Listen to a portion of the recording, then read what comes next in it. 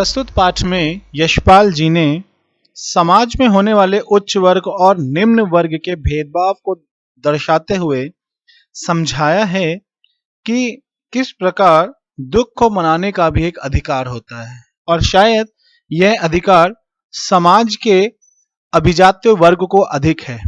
क्यों? क्योंकि वह साधन संपन्न है और अपने दुख को अभिव्यक्त करने के संसाधन भी उनके पास अधिक हैं। इसलिए गरीब लोग ना चाहते हुए भी अपने दुख को दूसरों से बांट नहीं पाते हैं। उनके पास तो इतना समय भी नहीं होता कि अपने दुख को दूसरों से साझा कर सकें, क्योंकि उन्हें तो अगले दिन फिर सुबह उठकर फुटपाथ पर अपनी दुकान लगानी होती है, तभी घर आगे चल पाता है। इस रूप में यदि हम देखें तो हम यही पाते हैं कि समाज जितना सरल और जितना सामान्य और जितना संतुलित नजर आता है, यह शायद वास्तविक रूप में उतना सरल और संतुलित नहीं है। आइए अब हम पाठ को पढ़ते हैं और समझने की कोशिश करेंगे कि यशपाल जी ने यहाँ पर किन उदाहरणों के माध्यम से, किन अनुभवों के माध्यम से हमें अपनी बात समझाने की कोशिश की है। आइए दोस्तों, पाठ आरंभ करते हैं। दुख का अधिकार। मनुष्यों की पोशाकें उन्हें विभिन्न श्रेणियों में बांट देती हैं। पोशाकें हम कहते हैं कपड़े और श्रेणी हम कहते हैं लेवल को या दर्जा। प्रायः पोशाक ही समाज में मनुष्य का अधिकार और उसका दर्जा निश्चित करती है। दर्जा हम कह सकते हैं लेवल को, कि उसका लेवल क्या है।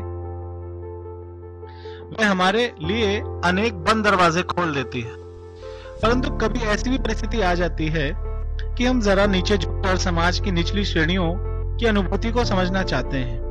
उस समय यह पोशाक ही बंधन और अड़चन बन जाती है। जैसे वायु की लहरें कटी हुई पतंग को सहसा भूमि पर नहीं गिर जाने देती, उसी तरह खास परिस्थितियों में हमारी पोशाक हमें झुकने से रोके रहती है।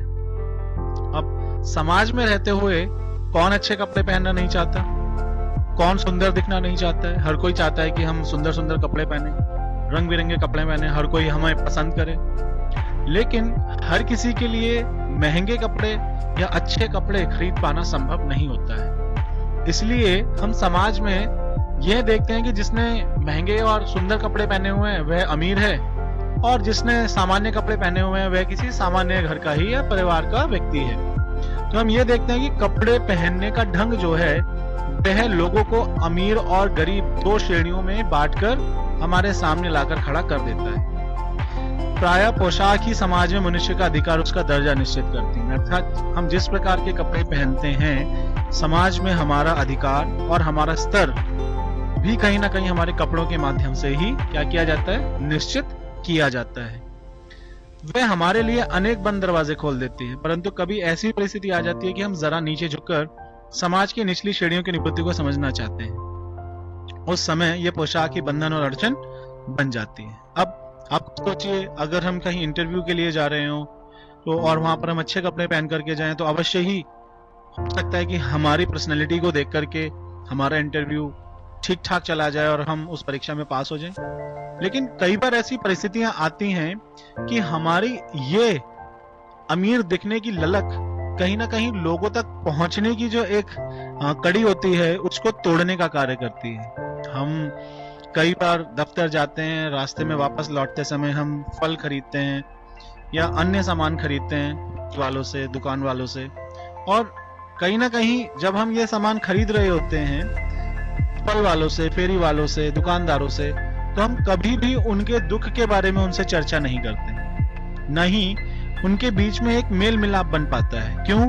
क्योंकि ऐसी स्थिति में हम ये सोचेंगे कि भाई अगर मैं इससे बात करता हूँ, यहाँ पर इसके साथ बैठ जाऊं, तो लोग शायद मुझे गरीब समझना शुरू करेंगे। ये कहेंगे देखो इतनी बड़ी कार लेकर के आया है लेकिन इस गरीब के साथ बैठ गया है। तो लोगों को जो समझना है, शायद यही एक प्रमुख कारण है जिसकी वजह से यह पोशाक कहीं ना कहीं अमीर और गरीब के बीच में एक गहरी खाई खोदने का कार्य कर देती है। तो हमें यही समझना है कि अच्छी पोशाक यदि हम पहनते हैं, अच्छे दिखने की यदि हम कोशिश करते हैं, तो वह तो सही है, लेकिन कई बार यही अच्छी दिखने की ललक हमें लोगों से काट देने का भी कार्य करती है। अब हम देखें कि बंधन का अर्थ होता है जंजीरें, और अड़चन हम कह देते हैं समस्याएं या रुकावट।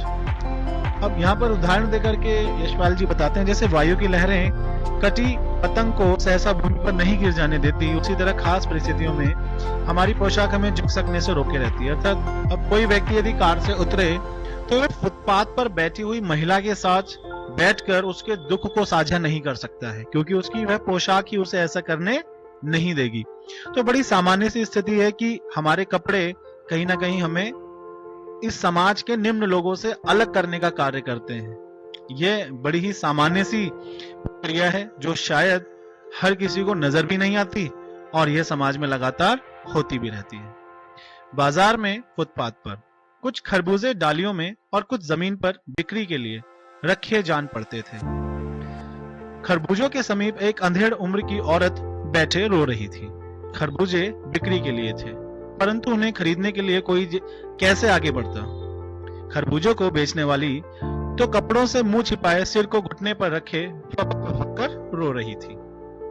अब यहाँ पर हम डलिया हम कहते हैं टोकरी को, कि बाजार में फुटपाथ पर एक महिला बैठी हुई है जिसने अपनी टोकरी में तरबूज जो है, खरबूजे जो हैं वो सजा करके रखे हुए हैं, और लेकिन इन खरबूजों को कोई खरीद नहीं रहा है। और बुढ़िया अपने साड़ी में अपने कपड़े से मुंह को छिपाए चुपचाप फफक कर रो रही है। इस चित्र के माध्यम से अभी आप परिस्थिति को समझ सकते हैं। ये डलिया, ये टोकरी है और इसमें कुछ खरबूजे रखे हुए हैं। अब बुढ़िया की रोने का क्या कारण है और उसके पास कोई क्यों नहीं आ रहा है, वह भी हम समझने की कोशिश करेंगे। आइए आगे बढ़ते हैं पाठ में। पड़ोस की दुकानों के तख्तों पर बैठे या बाजार में खड़े लोग घृणा से उसी स्त्री के संबंध में बात कर रहे थे। उस स्त्री का रोना देखकर मन में एक व्यथा सी उठी, पर उसके रोने का कारण जानने का उपाय क्या था। बात पर उसके समीप बैठ सकने में मेरी पोशाक ही व्यवधान बन खड़ी हो गई। अब लेखक जो है अवश्य ही बाजार में निकले होंगे और उनको यह दृश्य नजर आ गया होगा। अब उन्होंने आसपास जब नजर दौड़ाई तो देखा पड़ोस की दुकानों पर तख्तों पर बैठे या बाजार में खड़े लोग बड़ी ही घृणा से उसी स्त्री के संबंध में बात कर रहे हैं। घृणा मतलब किसी को देखकर पसंद ना करना या नफरत करना। अब लोग उस संबंध में क्या बात कर रहे हैं, क्यों उससे नफरत कर रहे हैं, क्या कारण है इसका, शायद यह भी लेखक जानना चाहते हैं लेकिन जान नहीं पा रहे हैं, क्योंकि उन्होंने तो बहुत अच्छे कपड़े पहने हुए हैं। लेकिन महिला जो है वह फटे हाल उस फुटपाथ पर बैठी हुई है। अब लेखक कैसे अनायास एकदम से जाकर बुढ़िया के पास बैठ जाएं और बात करना शुरू करें कि बताओ तुम्हें क्या समस्या है, शायद ऐसा नहीं हो सकता था। और यही कारण है कि बुढ़िया के रोने का जो वजह है वह लेखक को पसंद या समझ नहीं आ पा रही है, और इस स्थिति में उनके कपड़े ही, उनकी पोशाक ही सबसे बड़ा व्यवधान बन खड़ी हो गई। व्यवधान हम कहते हैं अड़चन को, रुकावट को। एक आदमी ने घृणा से एक तरफ थूकते हुए कहा, क्या जमाना है, जवान लड़के को मरे पूरा दिन नहीं बीता और यह बेहया दुकान लगा के बैठी है। दूसरे साहब अपनी दाढ़ी खुजाते हुए कह रहे थे, अरे जैसी नियत होती है अल्लाह भी वैसी ही बरकत देता है। सामने के फुटपाथ पर खड़े एक आदमी ने दिया सलाई की तीली से कान खोदते हुए कहा, अरे इन लोगों का क्या है, ये कमीने लोग रोटी के टुकड़ों पर जान देते हैं। इनके लिए बेटा बेटी खसम लुगाई धर्म ईमान एक रोटी का टुकड़ा है। परचून की दुकान पर बैठा लाला जी ने कहा, अरे भाई उनके लिए मरे जिए का कोई मतलब ना हो, पर दूसरे के धर्म ईमान का तो ख्याल रखना चाहिए। जवान बेटे के मरने पर 13 दिन का सूतक होता है और वह यहाँ सड़क पर बाजार में आकर खरबूजे बेचने बैठ गई है। 1000 आदमी आते जाते हैं, कोई क्या जानता है कि इसके घर में सूतक है। कोई इसके खरबूजे खा ले तो उसका ईमान धर्म कैसे रहेगा, क्या अंधेर है। तो हम यहाँ देख सकते हैं कि लोगों ने अब अपनी अपनी प्रतिक्रियाएं देनी शुरू कर दी हैं। लोग प्रतिक्रिया दे रहे हैं। एक आदमी थूकते हुए कह रहा है, क्या जमाना है कि बुढ़िया का जो बेटा है वो मर गया है और ये दुकान लगा करके बैठी है। दूसरे साहब दाढ़ी को जाते हुए कहते हैं कि इनकी तो नीयत ही ऐसी है कि ये रोटी के ऊपर क्या करते हैं, मरते हैं और जीते हैं। और सामने आगे जो लोग हैं, जो परचून पर बैठा हुआ व्यक्ति है, लाला जी जो हैं, वो ये कहते हैं कि भैया तुम्हारे घर में मौत हो गई है, तुम यहाँ कैसे आकर के बैठ सकते हो। क्योंकि घर में यदि किसी की मौत हो जाए तो घर में क्या लग जाता है? सूतक लग जाता है। सूतक का अर्थ ये होता है कि ना तो हम उसमें पूजा कर सकते हैं, ना ही कोई अच्छा काम कर सकते हैं, ना ही कोई घर से बाहर निकल सकता है, जब तक घर में सभी प्रकार के कर्मकांड पूरे ना हो जाए। तो ऐसी स्थिति में लोग जो हैं बुढ़िया को क्या कर रहे हैं? बड़ी ही नफरत की दृष्टि से देख रहे हैं कि इसकी हिम्मत कैसे हुई कि आज ये यहाँ आकर के बैठ गई है। परचून परचून हम कहते हैं जनरल स्टोर को, जहां पर सामान खरीदा और बेचा जाता है। अब पास पड़ोस की दुकानों से पूछने पर पता लगा उसका 23 बरस का जवान लड़का था। घर में उसकी बहू और पोता पोती है। लड़का शहर के पास 1.5 बीघा भर जमीन में कछियारी करके परिवार का निर्वाह करता था। तो लेखक को बातें पता चलनी शुरू हो गई। आसपास के लोगों से पता चला जो वहां पर दुकान लगा करके बैठे हुए थे कि बुढ़िया का एक 23 साल का लड़का था, जो अब इस संसार में नहीं रहा। कछियारी हम कहते हैं खेती करके वो निर्वाह करना, अर्थात घर का पालन पोषण करना, घर को चलाना। खरबूजों की डलिया बाजार में पहुंचाकर कभी लड़का स्वयं सौदे के पास बैठ जाता, कभी माँ बैठ जाती। लड़का परसों मुंह अंधेरे बेलों में से पके खरबूजे चुन रहा था। गीली मेड़ की तरावट में विश्राम करते हुए एक सांप पर लड़के का पैर पड़ गया। सांप ने लड़के को डस लिया। तो अब स्थिति पूर्ण रूप से स्पष्ट हो गई। लेखक को पता चल गया कि बुढ़िया का एक 23 साल का लड़का था जिसको सांप ने डस लिया और उसकी मौत हो गई है।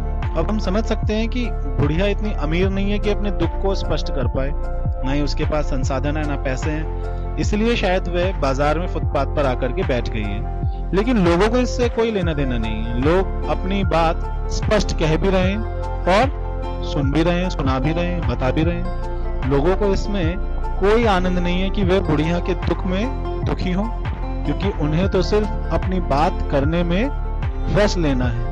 लड़के की बुढ़िया माँ बाबली होकर ओझा को बुला लाई। ओझा ऐसे व्यक्ति को कहा जाता है जो झाड़ फूंक करके जहर को उतारने का कार्य करता है। झाड़ना फूकना हुआ, नागदेव की पूजा हुई, पूजा के लिए दान दक्षिणा चाहिए।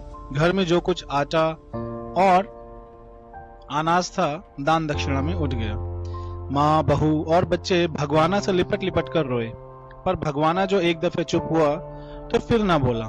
सर्प के विष से उसका सब बदन काला पड़ गया था। यहाँ पर हम समझ सकते हैं कि गरीब लोगों का विश्वास ज्यादातर झाड़ने फूकने में दर्शाया गया है कि वह डॉक्टर को यदि बुलाते तो शायद भगवाना की जान बच जाती, लेकिन इसके ठीक विपरीत बुढ़िया ओझा को बुला लाई। हम समझ सकते हैं कि गरीब लोगों की सोच कैसी होती है। वो सोचते हैं कि झाड़ फूक से किसी व्यक्ति को बचाया जा सकता है। जिंदा आदमी नंगा भी रह सकता है, परंतु मुर्दे को नंगा कैसे विदा किया जाए?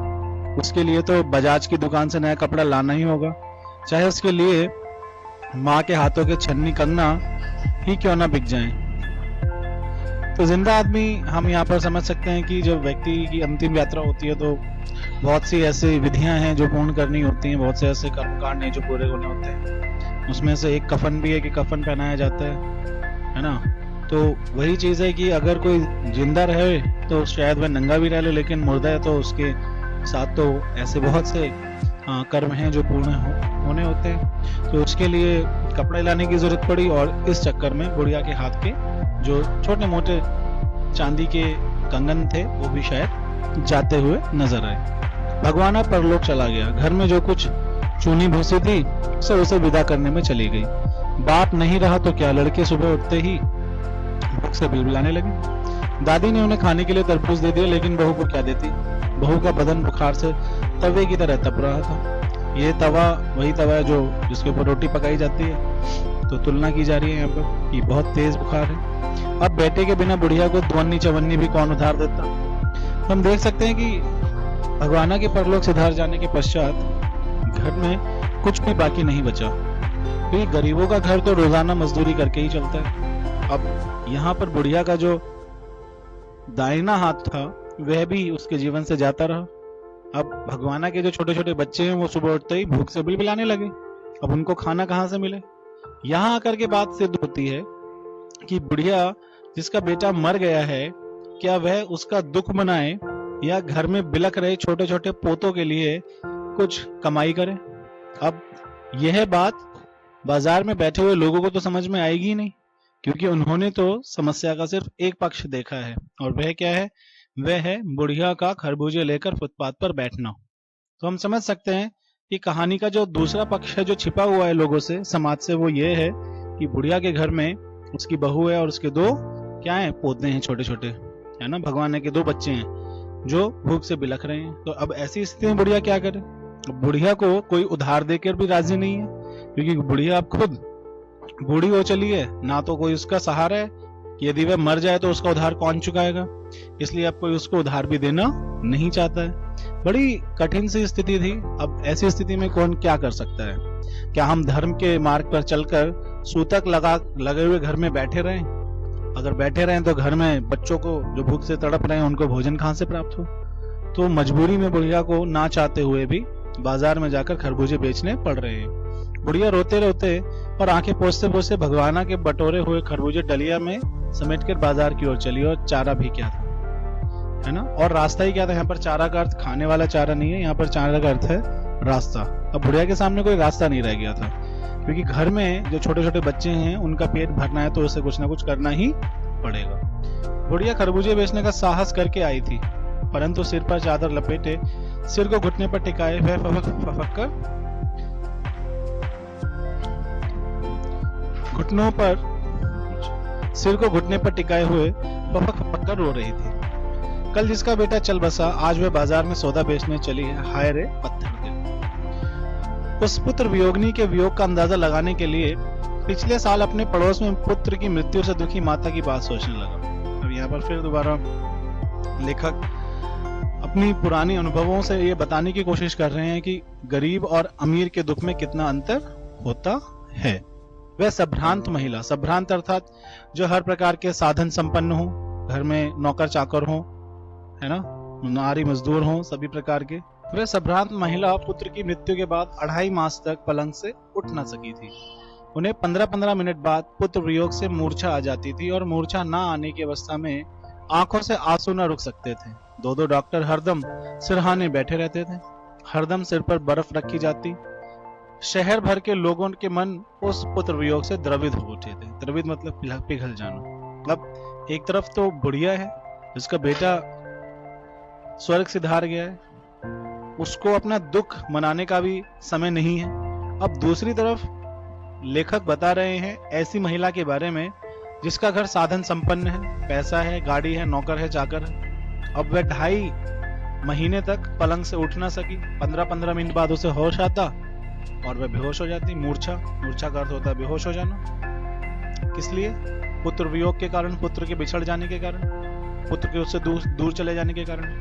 अब घर में 2 डॉक्टर भी हैं जो हरदम सिरहाने बैठे रहते हैं, हरदम सिर पर बर्फ रखी जाती है। शहर भर के लोगों के मन उस पुत्र वियोग से द्रवित उठे। अब लोग इस दुख को तो देख पा रहे हैं, वे कहते हैं कि देखो ये महिला कितनी परेशान है ना, उसके दुख को दुख माना जा रहा है। लेकिन दूसरी तरफ बुढ़िया के दुख को लोगों ने लांछन लगाने का, उसमें कोई कोर कसर उन्होंने नहीं छोड़ी। तो हम समझ सकते हैं कि गरीबों को अपना दुख तक बनाने का अधिकार नहीं है, क्योंकि वह इतने साधन संपन्न नहीं होते हैं। जब मन को सूझ का रास्ता नहीं मिलता तो बेचैनी से कदम तेज हो जाते हैं। उसी हालत में नाक ऊपर उठाए राह चलतों से ठोकरे खाता मैं चला जा रहा था। सोच रहा था शोक करने, गम मनाने के लिए भी सहूलियत चाहिए और दुखी होने का भी एक अधिकार होता है। तो ये बात बिल्कुल सही है।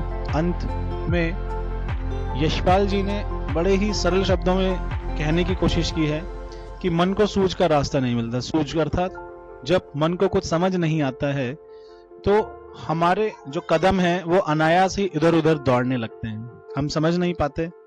एक बेचैनी की स्थिति होती है कि हम कहाँ जाएं और किससे बात करें। उसी हालात में लेखक बुढ़िया की समस्या को अनदेखा करके वहां से अन्य राहगीरों के साथ मानो ठोकरे से खाते लगातार चले जा रहे थे और वे सोच रहे थे कि दुख मनाने का अधिकार सिर्फ अमीरों को है, जिनके पास सब प्रकार की सहूलतें होती हैं। गरीबों को अपना दुख मनाने का कोई अधिकार नहीं होता है। तो दोस्तों, मुझे आशा है आपको ये पाठ अच्छे से समझ में आ गया है, जिसमें यशपाल जी ने बड़े ही सरल, स्पष्ट और साधारण शब्दों में समझाने की कोशिश की है कि दुख जो है वह एक प्रकार का अधिकार है जो मुख्य रूप से समाज में विशिष्ट लोगों को अर्थात अभिजात्य वर्ग को ही मनाने का अधिकार है। अर्थात दुख के लिए पैसा चाहिए और गरीबों के पास पैसा तो होता ही नहीं है। अमीर लोग अपने दुख को इस प्रकार दिखाते हैं जिससे कि लोग उसमें शामिल हो सकें, लेकिन वह लोग जिनके पास पैसा ही नहीं है वे किस प्रकार अपने दुख को दिखाएं और लोगों की संवेदनाएं प्राप्त करें। तो मुझे आशा है आपको ये पाठ अच्छे समझ में आ गया है। यदि ऐसा है तो जरूर वीडियो को लाइक करें, शेयर करें, हाँ चैनल को सब्सक्राइब करना ना भूलें। आज के लिए इतना ही दोस्तों, फिर आप लोगों से जल्दी ही मुलाकात होगी। जय हिंद जय हिंदुस्तान दोस्तों, जय हिंद जय हिंद।